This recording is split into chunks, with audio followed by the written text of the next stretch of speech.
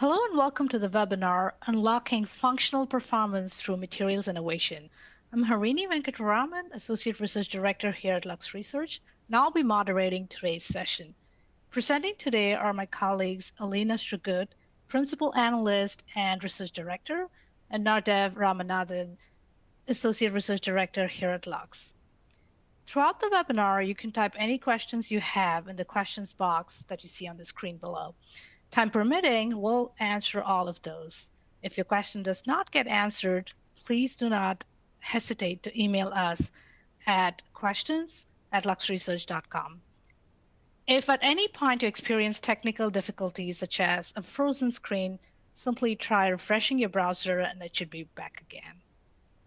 All right, let's jump right into the presentation. All right. Thank you very much, Harini. Good day to one and all. Both Alina and I are really excited to talk to you today about unlocking functional performance through material innovation. And today's talk is going to be focused on health self-monitoring devices and tools as a use case. So first, we will kick you off with what the innovation dilemma is. We will then present our innovation helix, a new breakthrough strategic framework we've been working on for over a year that helps organizations align technological readiness with human needs by connecting consumer urgency with viable, scalable innovations. In the third part of our talk, we will walk you through how to put the helix into practice using health self-monitoring devices and tools. And finally, we'll end with key client action items you need to start acting on and working towards as you evaluate new opportunities in this space. Now, with that plan laid out, let's begin with the foundation, understanding the innovation dilemma. Lena, over to you. All right. Thank you, Nardev. Well, as a former academic, let me start with a few quotes. Steve Jobs once said that a lot of times people don't know what they want until you show it to them. And in similar veins, Henry Ford claimed that if I had asked people what they wanted, they would have said faster horses. Now, this would suggest that people can't truly articulate what they want or what they need, and that innovation comes from visionary people out there who simply know better, and that can be true. But as an anthropologist, I see it a little bit differently. I don't think that people can't really articulate what they want or what they need. I think that too often we're asking them the wrong questions. We ask them for solutions when in fact we should be asking them what they're trying to accomplish, what's preventing them from doing so, what are their struggles, their frustrations, and so on. Albert Einstein put it better than myself, and he said that if I had 1 hour to solve a problem and my life depended on the solutions, I would spend the first 55 minutes determining the proper question to ask, right? So it's all about asking the right question and understanding people because, and I promise this is the last quote, Matsushita Konosuke was the founder of Panasonic. The way he put it, the mission of a manufacturer is to create products that bring happiness to people. So it's all about asking the right questions and understanding people at a deeper level, understand what moves them and what makes them happy. Why is this important? Well, every year, over 30,000 new products hit the market. But according to Clayton Christensen, who was a professor at Harvard Business School, 95% of them fail, right? 95%. And they don't fail because the technology is bad. They fail because technology and what people need are out of sync. On one side, we are pushing technologies because they're feasible, they're exciting, they're innovative, but people don't care. They don't necessarily know how to fit them into their lives. And just because we can build something, it doesn't necessarily mean that people will want to use it. And too often, we end up with solutions in search of problems. On the other hand, people are loud and clear about what they want and what they need, but solutions never arrive, or by the time people's voices reach the years of R&D, the product has already been built and the window of opportunity has closed. So what does this tell us? Well, it tells us that when what technology can do and what people need, when these two don't meet in the middle, organizations lose clarity on where and when to invest for real impact. And that is the innovation dilemma, not knowing what to prioritize or when to act because technology and people are out of sync. And that's when you see the symptoms: fragmented strategies, missed time launches, missed opportunities, and that's when things start to break down. And sometimes that breakdown doesn't necessarily mean delayed adoption. It can actually trigger massive losses, product recalls. It can even destroy consumer trust overnight. And we are here to learn more about health devices. So let's see how this can play out with an example in this field. Yeah, I have just the example to kind of walk you through. So the 2021 Philips CPAP recall, which led to billions in settlements, is a stark lesson in what can happen when material innovation loses sight of human behavior. Now, on paper, the root cause was foam degradation. The polyurethane meant to muffle sound broke down, releasing harmful particles. But beneath the chemistry lay a behavioral trigger.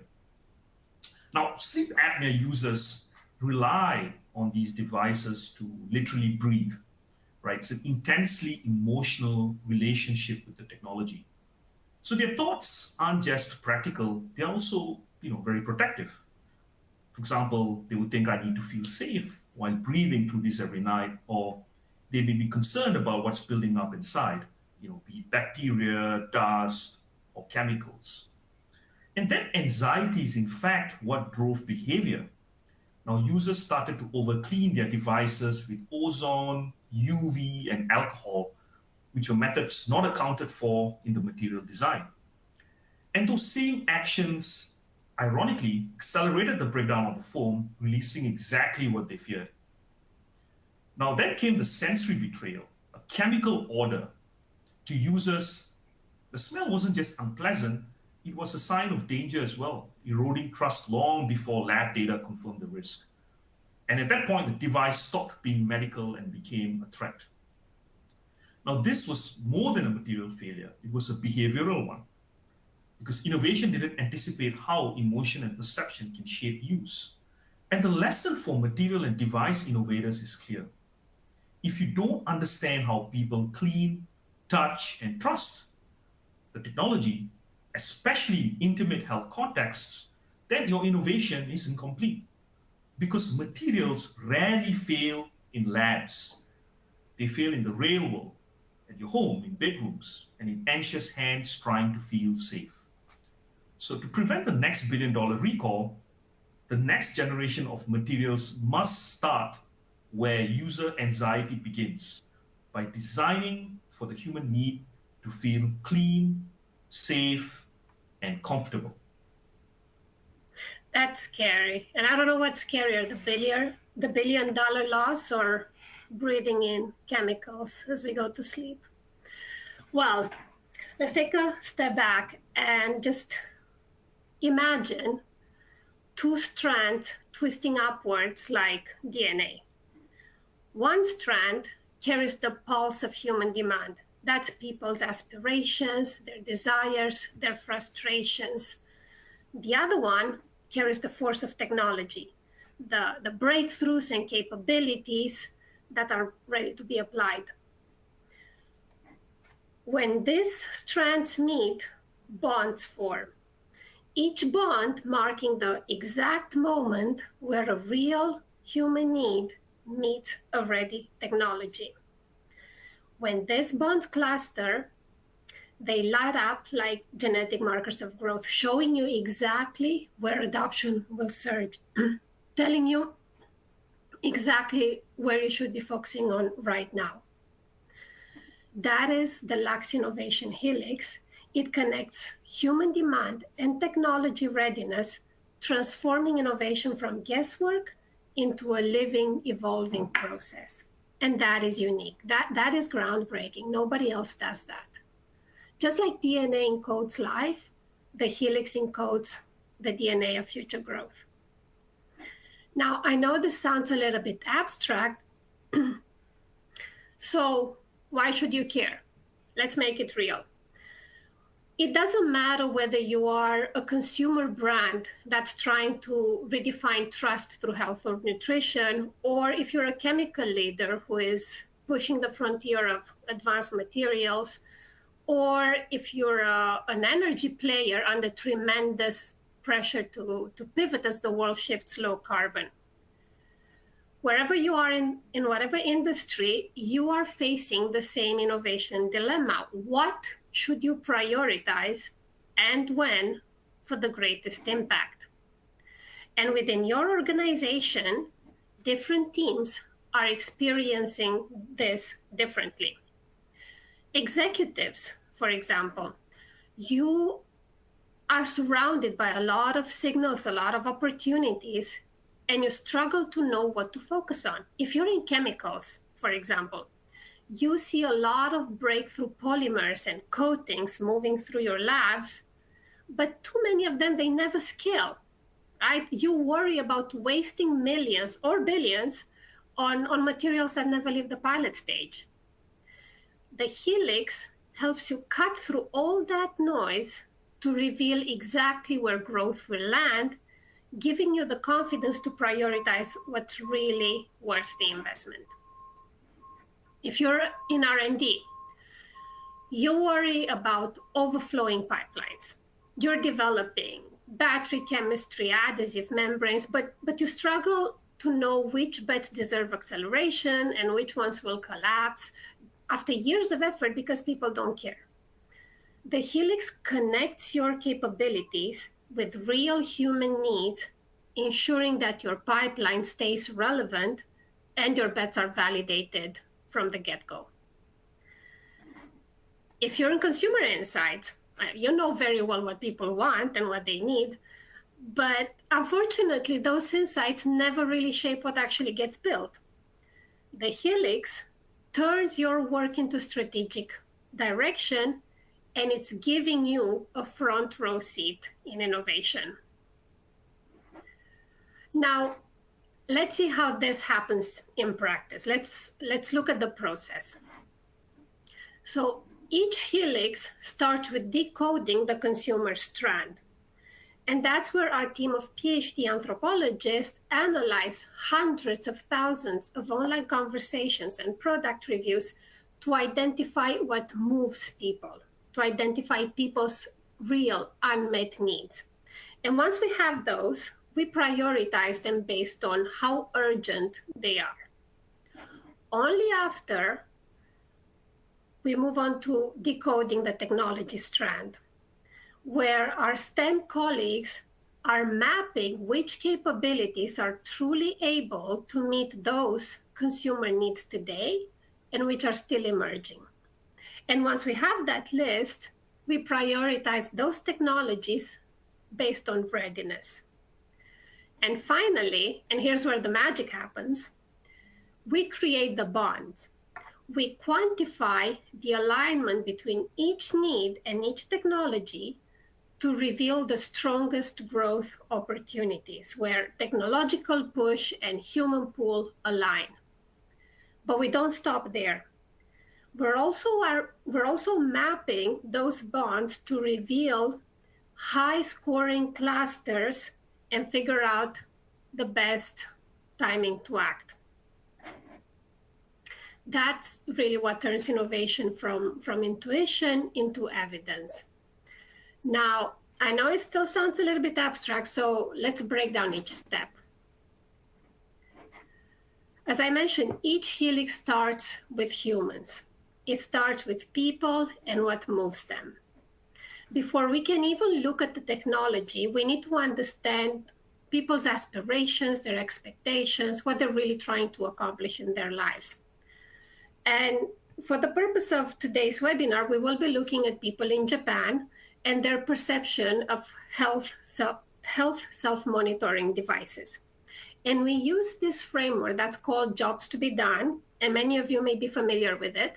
But briefly, jobs to be done is a simple but a very powerful way to see behavior as purposeful action, like action with a purpose. People don't just buy product.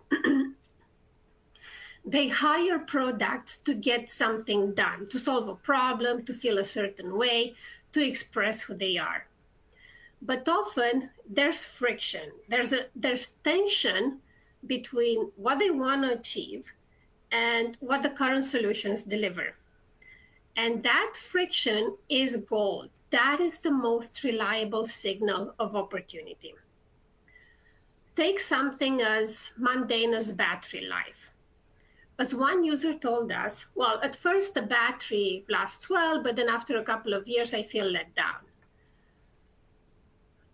I don't need more feature. I just need something simple and reliable for the long term.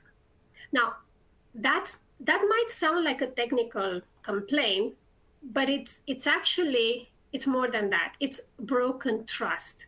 When a device fails at the exact moment that you rely on it the most, then that device isn't doing its job. Or here's what another user told us. I want to wear it for my health, but when my skin gets irritated, it makes me hesitate to keep wearing it. The job here, again, is simple. It's to monitor health comfortably, but when the device starts irritating my skin, it does exactly the opposite of its job, right? It creates discomfort. And now, these are not isolated anecdotes. Each Helix analyzing 50,000 to 150,000 unfiltered consumer reviews from at least 20,000 people. And these are all decoded by anthropologists who specialize in reading emotion between the lines, in identifying those unmet needs. And once we identify those needs, the next question is, which ones deserve investment first, right? In any market, there's hundreds of unmet needs, but only a few of them have the potential for growth. So we developed a new metric to prioritize them, which is urgency.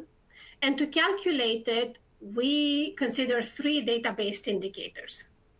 We're looking at share of voice, and this is about momentum. How loudly are people expressing a pain point right now? How emotionally charged that need is. We're also looking at cultural maturity, and this is about timing your innovation. Are people ready to adopt a new solution right now, or you're too early to the market, you're too late? So we're measuring, we're scoring all that. And finally, we're looking at population score. This is about scale. This is about how many people that need will be relevant in the future. Combine these 3, and you get that needs urgency, which is really a future-forward metric that shows where momentum, timing, and scale all intersect. So it doesn't just tell you what's loud today, it tells you what will surge tomorrow. And based on this urgency score, we can then prioritize the needs and decide which ones deserve attention first. And based on this, we see again that battery life, as mundane as it seems, it consistently ranks high on all of these metrics. Why? Well, it's because it's about reliability, and reliability is the foundation of trust. When the battery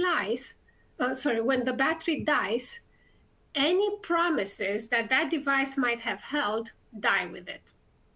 And that's why we start with the consumer strand first, to find the pulse of human demand, because innovation isn't about asking what can we build, it's about asking where are people stuck and why, right? Remember, the mission of the manufacturer is to bring happiness to people. And once we know what prevents people from being happy, we can start searching for the technologies that can actually solve these problems and restore happiness. So that's when we move into decoding the technology strand. Yes, let's move on to the technology strand. And this is where we identify which technologies are most capable of meeting those human needs. So, how do we do this? First, we start with the Lux Innovation Radar, where innovations are selected based on a proprietary methodology called the Lux Rubric, which is based on innovation prowess, which is based on novelty and disruption potential, and market momentum, which is based on client interest and innovation activity in a given space, and the urgency as well as to how urgent one should engage with a given technology. We also use the Lux Tech Signal, which consolidates data from patent trends, VC funding trends, government funding trends, academic research publications, as well as our own proprietary Lux data, uh, which is one of the many data points used in this initial first step. And this targeted first step really allows us to create a comprehensive view of relevant and technologies and capabilities really for a given use case. And next, what we do is we evaluate the readiness of each technology across three different dimensions, allowing us to prioritize these technologies. So first, we look at the stage of development, classified as either concept, lab, development, introduction, or scale. And then we look at the developer landscape, the number and maturity of active players, with more mature companies obviously scoring higher. And then the time to scale. If a technology is not yet scaled, then what is that estimated time to reach that stage as determined by Lux analysts? And the output is a visual map that you see here, a map of technologies prioritized by readiness, with technologies at the top showing which are ready now, such as advanced polymers and nanomaterials. And if you go down towards the middle, you have technologies like biocompatible electronics, which are emerging. And then towards the bottom are technologies that are still early. So instead of an endless list of promising innovations, you get a clear evidence-based view of what's actionable today and tomorrow. And when we layer this against the consumer strand, we are ready for the final and most powerful step, creating the bonds. And this is where it really all comes together. When we connect the two strands, consumer urgency and technology readiness, bonds begin to form, as you see here. So let me explain. Each bond shows where a real human need can be met by a viable technology. On your left-hand most column, you have the technologies ranked and prioritized by readiness from the top. And then on the top row, you have consumer unmet needs, again ranked and prioritized from left to right. And each cell that you see here represents a potential bond with the number 1 and 5 shading together, showing the strength of the alignment. Higher scores and darker shades indicate stronger bonds. Lower scores and lighter shades mark weaker or more emerging ones. And this heat map is really the analytical backbone of the Lux Innovation Helix. It reveals where urgency and readiness connect most powerfully, the genetic markers of growth. And that's what makes the Helix very powerful. It visualizes that alignment. It doesn't just tell you what's possible, it shows you what's inevitable if you act on it. Isn't that right, Alina? That is true. Now, let's go back for a second to the innovation dilemma. Remember how that played out for each teams in your organization? Just as a brief recall, executives, you want to cut through the noise, right? There's too many signals and too many options out there. R&D, you want to keep your pipeline relevant. You want to translate science into solutions that will actually that people will actually use. And insights, you don't just want to diagnose problems, you want to drive action early on. So in the following, Nardev and I will show you how Helix solves for all of these while also giving everyone a common language that connects strategy, technology, and insights through one shared model so that each team knows exactly how their work ties into growth. And for once, let's start with consumer insights. Well, insights typically are passengers in the innovation process. We're surfacing needs and desires, but then we watch others decide what happens next, right? What gets built. The Helix changes that. It changes how decisions are made by involving you in the process right from the start, right? Every Helix starts with people. And then using your work as strategic direction for what comes next. Take senior care, for example. And this is one of the most emotionally charged needs that we've seen in Japan, because 1 in 3 people in Japan are over 65 years old, making this the most aged society in the world. And this market continues to grow. Well, what seniors want, they want independence. They don't want dependence. And the Helix reveals how this desire for independence connects to a lot of ready now materials like flexible polymers, electromagnetic and biophysical sensors, biophysical therapies, and it also reveals midterm opportunities for advanced biomembranes that just make the device invisible. So suddenly, insights teams can walk into a room and not just say, here's what people want, but also, here's how we can deliver it, and here are the bets that deserve acceleration, right? So you're no longer reporting from the sidelines, you are actually building the roadmap, and that is powerful. Absolutely, Alina. Yep. For R&D and technology leaders, the Helix becomes your compass. You're surrounded by potential, such as advanced polymers, nanomaterials, advanced biomembranes. But the question is which one deserves prioritization and therefore acceleration, right? And this is where the Helix highlights where your existing capabilities align with most urgent human needs. In this case, battery life, accuracy, comfort connect directly with materials that might already be in your pipeline, from polymers that flex like skin to nanomaterials that extend battery lives. This means you can reposition existing assets for faster adoption, turning scientific potential into commercial relevance. Now, if your developments have been focused on less urgent needs, such as discretion or durability that you see at the end here, then it's time to maybe reconsider putting these technologies to use to support better battery life, accuracy, comfort, or even senior care. I'll give you an example. Thin film encapsulants, originally designed to hide electronics for aesthetic and discrete form factors, can actually double up as gas barriers for solid-state microbatteries, minimizing oxygen-moisture ingress and prolonging cycle life. So the Helix helps R&D answer not just what can be built, but where it's needed most right now. And for senior executives, for example, in corporate strategy and innovation, this is where it all really pays off. Because your challenge isn't a lack of ideas, it's too many, as Alina said earlier. So the Helix cuts through that noise, revealing clusters of opportunity where consumer urgency and technology readiness meet.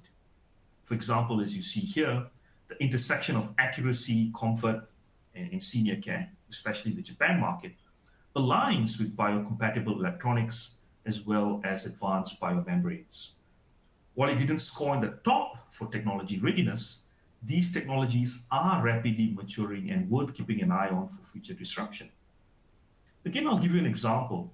Flexible bioelectronic skins adhere naturally to the epidermis, maintaining consistent contact even when users move or sweat. And so it can potentially improve accuracy. So overall, the cluster isn't just data, it's a blueprint for growth. It tells you where to invest, who to partner with, and what narrative to lead with. In other words, the helix turns uncertainty into strategy. Now, once these insights are connected, this is where Helix can drive, the innovation Helix can drive value in at least six powerful ways. Now, I don't have time to go through every single one in detail, but I'll talk a bit about new product creation, the first one that you see, which allows you to really reveal unmet needs that can be solved right now. Right. One example is a discrete certified blood pressure patch that blends into daily life. Right. Or even just quickly thinking back to our Felix CPAP recall, advanced silicon foams and elastomeric composites could have been used instead of the polyurethane foam, right? Because that's actually much more resistant to, ozone and humidity. And in fact, that's what Philips is doing today, right? So if they could have gone back in time, they could have saved billions of dollars there.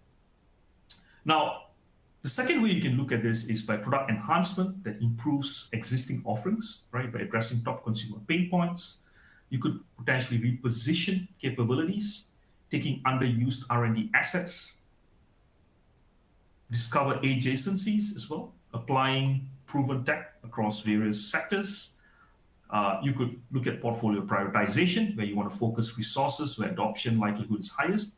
And last but not least, do foresighting activities as well, where you're anticipating market disruptions and shifts before some of your peers in the industry. So the Helix just doesn't show you what's possible. It shows you what's worth doing now, next, and even later.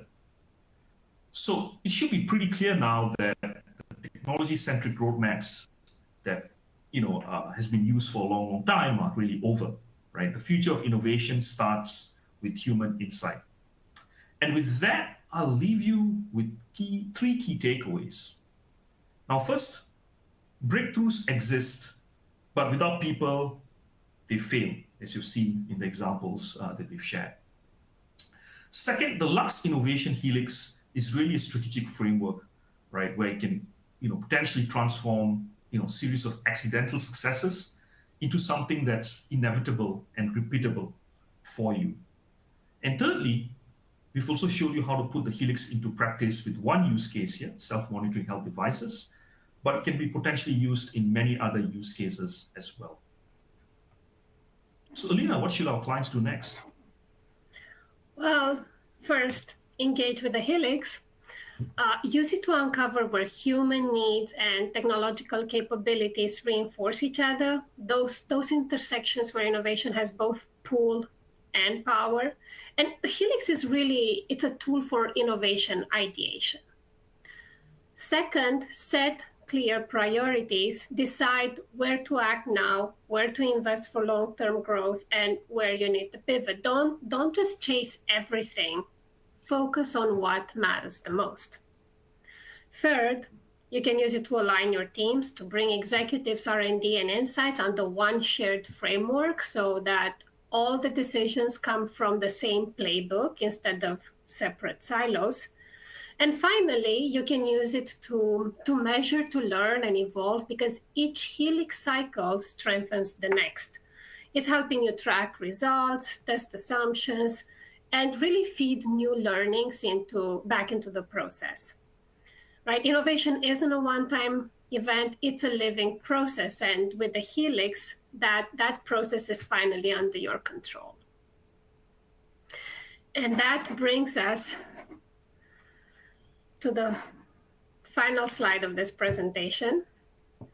Yeah, no, thank you so much, Elena and Nerd. Very fascinating insights, and makes me think how you can put that Helix model for a number of different industries, right? I think the beauty is that it's industry agnostic. I think we took an example here, but we could think about that from an industrials, chemicals, or from like a agri-food and health perspective too. All right, we'll be now taking questions on the presentation. Just taking a look at the box here. A couple coming in. Maybe I'll take this one first. The innovation helix framework that you presented, Elena and Nardev, sounds good in theory. The question here says, how do you see its practical applicability? Could you elaborate a bit more on this? Right. That's actually a very good question.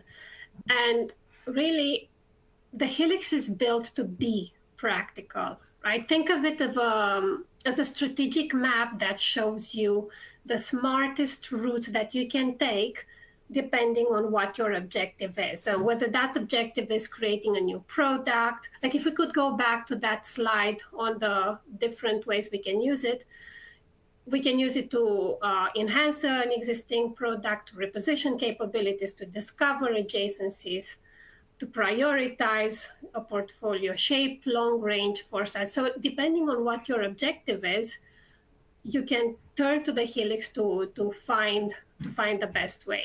So, and also once we build a helix for a client, an anthropologist and a STEM expert will sit down with the team to translate that map, right, into decisions. Which opportunities to move on now, which ones you need to monitor, which ones you need to prepare for. Because every organization, the point is for every organization to walk away with clarity on what to do next, right? This is not intended to be a report that sits on a shelf.